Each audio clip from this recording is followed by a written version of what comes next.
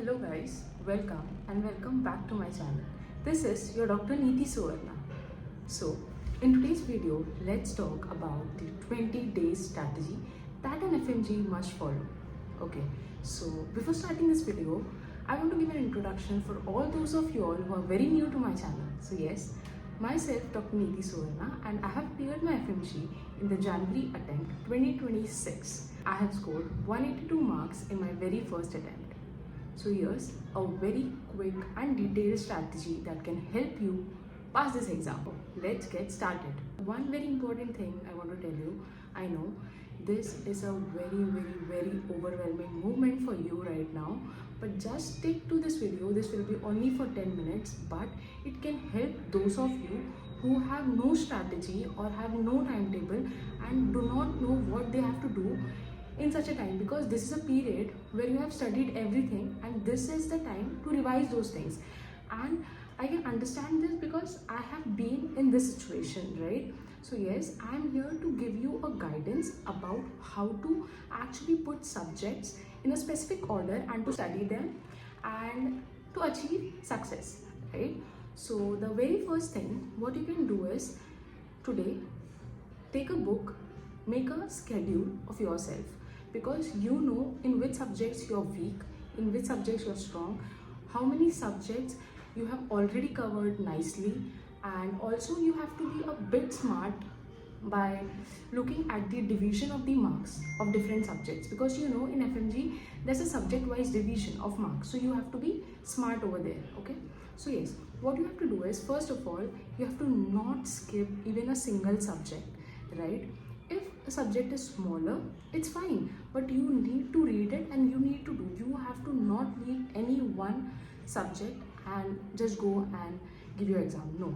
What you have to do is, like for example, let's say on day 1, you get up in the morning, for example at 7 a.m. Okay, so you get up by 7 a.m. in the morning. 7 to 9, you can give 2 hours to any subject which is very weak, or the subject that you have studied but you tend to forget that subject. Okay, for me those subjects were biochemistry and PSM. So yes, so I used to study these 2 subjects in the morning, 2 hours each, and for straight 20 days I did that. Okay, so after that part is done, from 9:30 to let's say 1 o'clock, you can take a very high yield subject.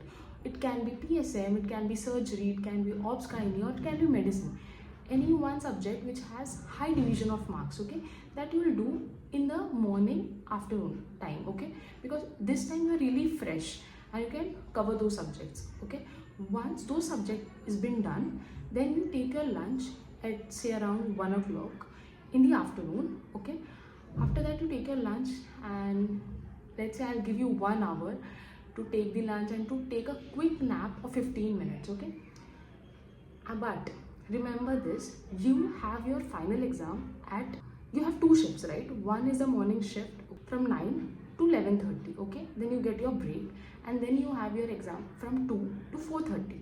Okay, so you need to be really active at those specific times. Okay, so once it is 2 o'clock in the afternoon, you need to sit back to study, because what happens, your brain, when it is trained for such specific hours, you will be automatically very active on that day of your examination. Okay, so what I used to do in the last 20 days, from 2 o'clock to 4:30, I used to solve MCQs.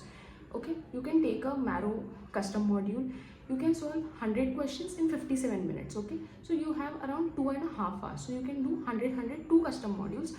You can take major subjects 1 custom module, minor subjects 1 custom module. Okay, and the rest 30 minutes you can give for those topics that you're really confused about and you don't know. Okay, so this you can be done from 2 o'clock to 4:30. You can give it for MCQs. Okay, after 4:30 you can take a quick tea break, and then you can have your tea and come back. You can take 10-20 minutes. Okay, let's say you come back at 4:50. Okay, you come back at 4:50. From 4:50 to 8 o'clock straight, you can take any 2 subjects together that you can combine and study. Okay, be it a minor subject plus a major subject. Okay, so what happens is, in a day you actually cover 3 subjects.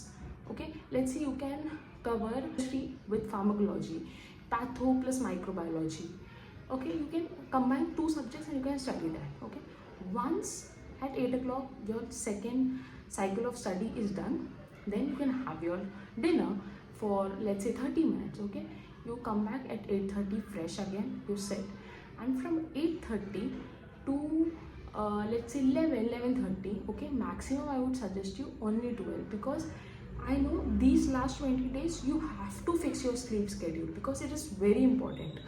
Like before that, I know I used to sleep at 2 o'clock studying, but no, in the last 20 or 10 days you have to fix your sleep schedule and you have to sleep at around 12 in the night, and you have to get up and be in your library or be in your study space at 7 a.m. approximately. Okay, right? So in those time I'll give it free to you. Like you can decide whatever subject you want to study.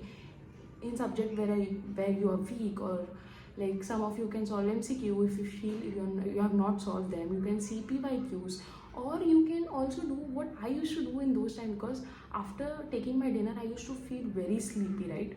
So after that, what I used to do, I used to see the question bank series, video series, and 25 important questions series. Everything I used to cover in that time because it would make me fresh also, and it would help me because in the whole day I am not giving time for videos. Okay, so in that time when I'm really tired after a whole day, I can come and I can sit and see some important videos that are really important before you give your FMG. I'm not telling you to see the whole lesson revision videos. It will not help you, because this is the time you actually need to turn your workbooks and you need to know where this question is. Okay, this is not the time to actually go back and clear the concepts. No, I am telling you to see the MCQ videos, which will be very important in YouTube. And also if you're taking some coaching, they will provide you with very important test modules with very important videos. That videos must be seen with its solutions. Okay, so this is very important. And in this last 20 days, if you want, you can give 1 or 2 GTs, or else it is really fine if you are not giving any GT, because I am sure that before this you have already given your GT and you know where you stand right now. Okay, so if you're not interested in giving GT, okay, but if you're going to give GT, make sure you give the whole day to GT and come back in the evening and see all the mistakes that you have made, and to actually not repeat them in the final exam. You are going to be in a better place within 1 month. So yes, believe in yourself and you're gonna crack this examination. Yes, this for it for this video. If you need my timetable which I followed, you can just comment below this video, or you can DM me on my Instagram. I'll be really happy to answer them all. Okay, till then, see you, goodbye, thank you.